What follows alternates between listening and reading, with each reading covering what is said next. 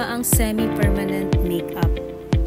At sino-sino ang mga hindi pwedeng magpa-semi-permanent makeup na clients? Ang mga clients na may skin problem condition kagaya ng psoriasis ay hindi pwedeng magpakilay. Ganon din sa mga client na may problema sa pagdurugo. Kasama ang mga client na may problema sa puso o may heart problem na tinatawag. Kabilang din ang mga client na meron HIV or AIDS na sakit, sa mga buntis na maselan ang kondisyon, at sa mga bagong panganak na nagpapasuso ng baby. Ano nga ba ang pinagkaiba ng permanent tattoo at ang semi-permanent makeup procedure? Ang semi-permanent procedure ay nagtatagal lang ng 2 to 3 years hanggang 5 years, habang ang traditional tattoo ay nagtatagal habang buhay.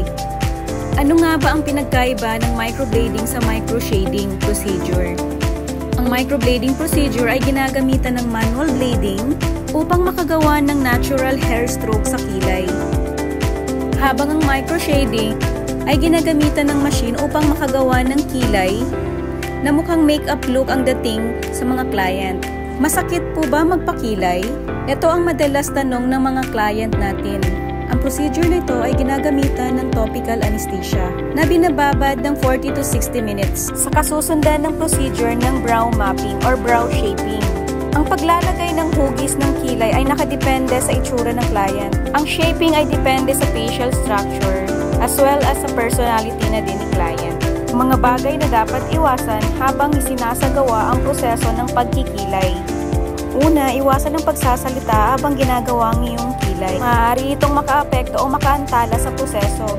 Pangalawa, iwasan din ang paggamit ng telepono upang hindi ma-distract ang artist na gumagawa ng kilay. Mga bagay na dapat tandaan at ikonsidera pagkatapos ng pagkikilay. Mahalaga itong sundin para masundan natin ang tamang healing process ng semi-permanent makeup lalo na sa kilay. Mga dapat ikonsidera at tandahan sa healing process ng kilay natin araw-araw.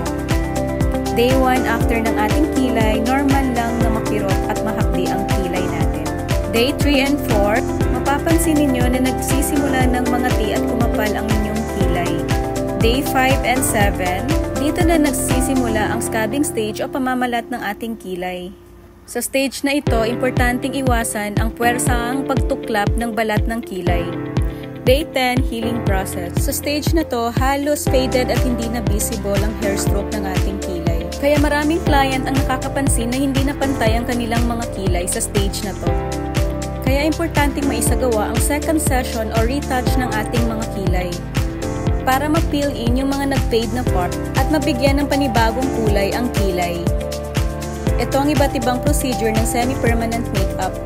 Ang ating classic eyeliner at ang wing eyeliner. Meron din tayong lip blushing o yung pagpapapulan ng labi at dark lips treatment o yung mga maitim na labi.